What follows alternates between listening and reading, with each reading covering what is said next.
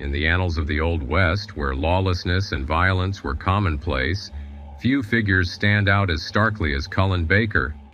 Revered by some and feared by many, Baker's reputation for cold-bloodedness surpassed even that of infamous outlaws like John Wesley Hardin. In this video, we will delve into the chilling tale of Cullen Baker, exploring the dark and ruthless deeds that earned him the title of the coldest-blooded outlaw of the Old West.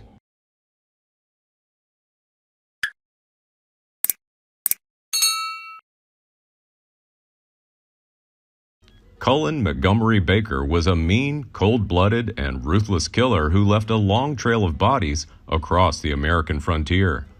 Having served as a Confederate guerrilla during the Civil War, Baker's thirst for violence persisted even after the war's end. He ambushed the Reconstructionists, targeted former slaves, and spread terror across Texas and Arkansas over the course of 4 years. Born on June 22, 1835, in Weakley County, Tennessee, Cullen was the son of John and Elizabeth Baker. His father was an honest farmer and owned cattle as well as working in the fields. The family relocated to Clarksville, Arkansas, shortly after his birth, and then moved to Texas in 1839, settling in Davis County. There, his father received a land grant of 650 acres.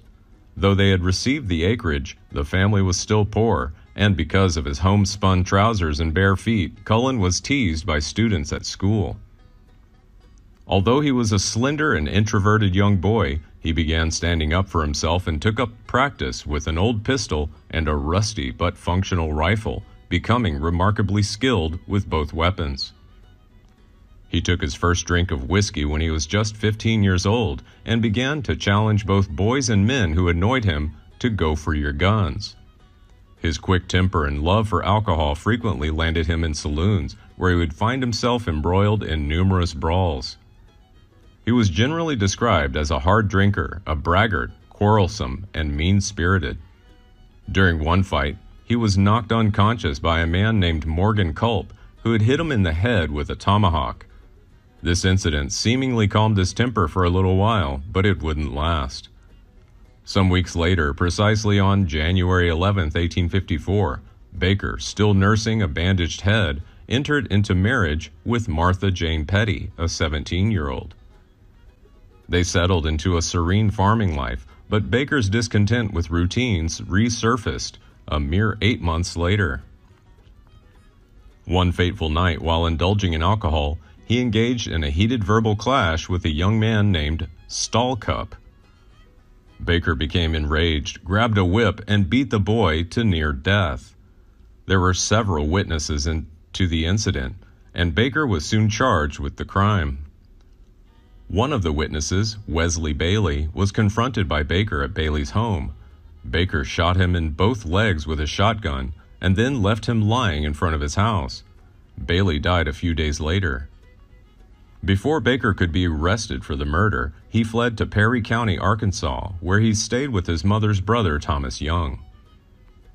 This fugitive life persisted for almost 2 years until 1856, when he fatally stabbed a man named Wortham during a horse-related dispute. Baker hastily returned to Texas, but news of his ongoing murder charges forced him back to Arkansas.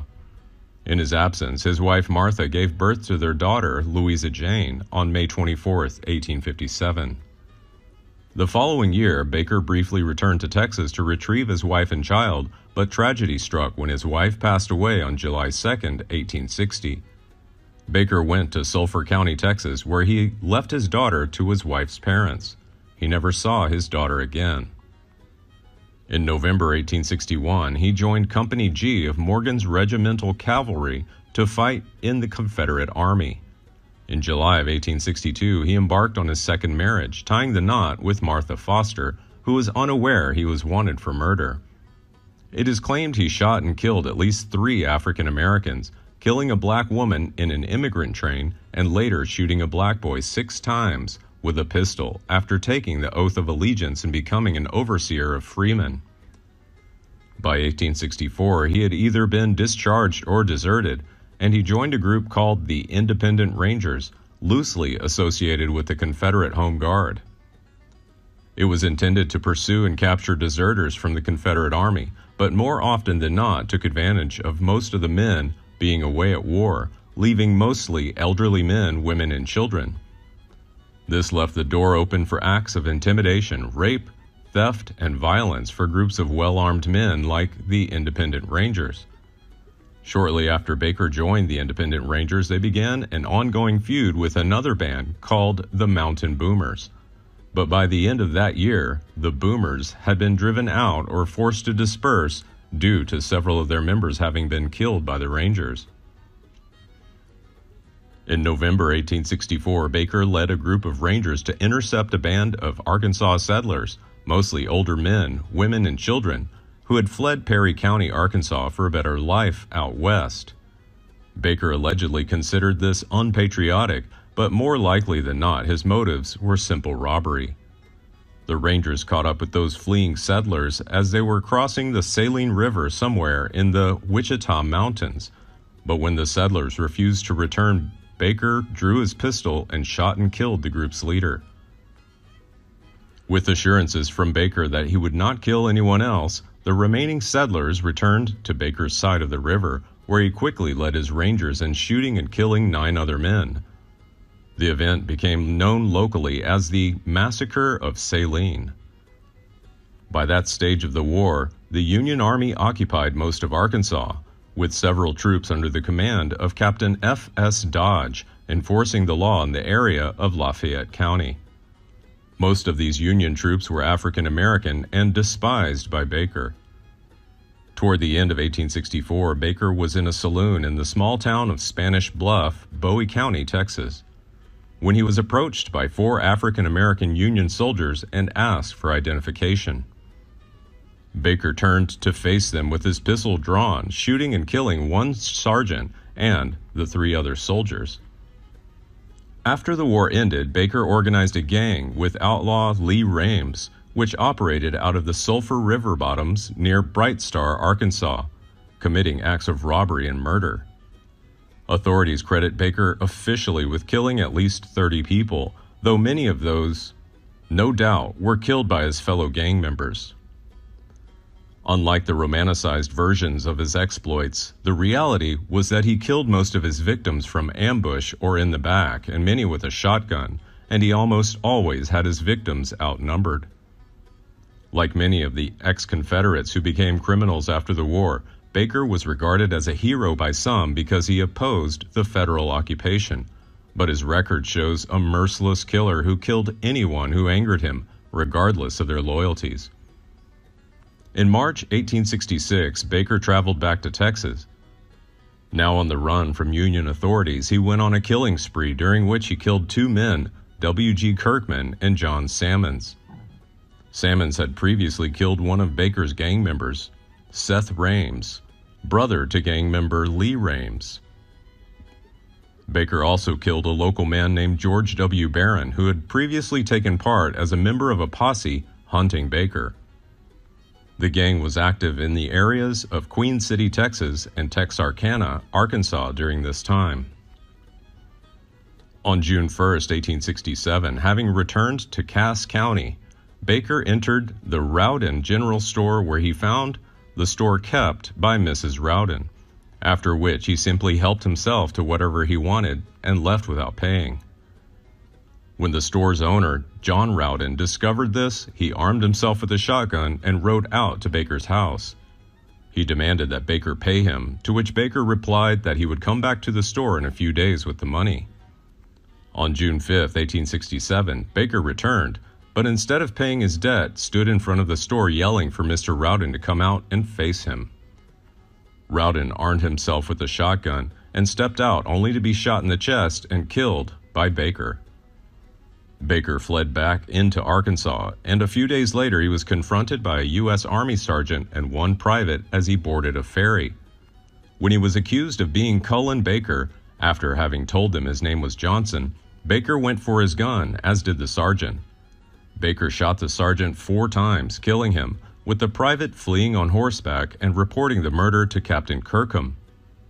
Following his murder, Baker was pursued relentlessly by U.S. forces in the area. While in New Boston, Texas on July 25, 1867, Baker became involved in an argument with several U.S. Army soldiers. A shootout ensued and Baker was shot in the arm, though he killed Private Albert E. Titus of the U.S. 20th Infantry Regiment. This resulted in a $1,000 reward being placed on Baker for his capture or death. He returned to Arkansas, and while in a saloon in Bright Star, he agreed to join a mob, intending to raid the farm of a local farmer named Howell Smith. Smith had hired several recently freed slaves, which was considered inappropriate by much of the local population. During the raid, one of Smith's daughters was stabbed and another clubbed, and a black man was shot and killed. Smith resisted and a shootout ensued, resulting in several mob members being wounded, including Baker being shot in the leg. On October 24, 1868, Baker and his gang were reported to have been involved in the killings of Major P.J. Andrews, Lieutenant H.F. Willis, and an unnamed Negro, as well as the wounding of Sheriff Standell of Little Rock, Arkansas. By this time, Baker's co-leader Lee Rames had begun to doubt Baker's leadership and felt that his actions would lead to the downfall of the entire gang. Rames then defied Baker, who backed down, and the gang broke up in December 1868. All members except Dummy Kirby sided with Rames. He and Kirby made their way to Bloomburg, Texas, to the house of the Bakers' in-laws in January 1869. It would be there that Cullen Baker and Dummy Kirby would die on January 6, 1869. Exactly how they were killed is unknown. One version says that his father-in-law and friends laced a bottle of whiskey and some food with strychnine, and both men died from poisoning. Afterward, their bodies were riddled with bullets. Another version says that Thomas Orr, with whom Baker had long feuded, led a small band of men who ambushed Baker and Kirby at the Foster home, shooting and killing them. After the men were killed, their bodies were dragged through the town of Bloomburg and then taken to the U.S. Army outpost near Jefferson, where they were placed on public display. Thomas Orr was said to have collected some of the reward money offered for Baker. Baker is buried in Oakwood Cemetery in Jefferson, Texas. The town of Bloomburg, Texas, continues to commemorate the event with the annual Cullen-Baker County Fair, held the first weekend in November. Proceeds benefit the Bloomburg city's efforts to build a city park and revive tourism since the COVID-19 pandemic. Afterwards, some romanticized him for his defense of the Southern honor, but his record shows he was a ruthless killer who killed anyone who angered him, regardless of their loyalties. He is estimated with killing between 60 and more people, and authorities and historians alike rank him among the most ruthless killers who ever lived. Please like and share if you find the video content interesting and useful. Don't forget to subscribe to the channel and comment below so as not to miss the upcoming interesting videos. Thanks for watching.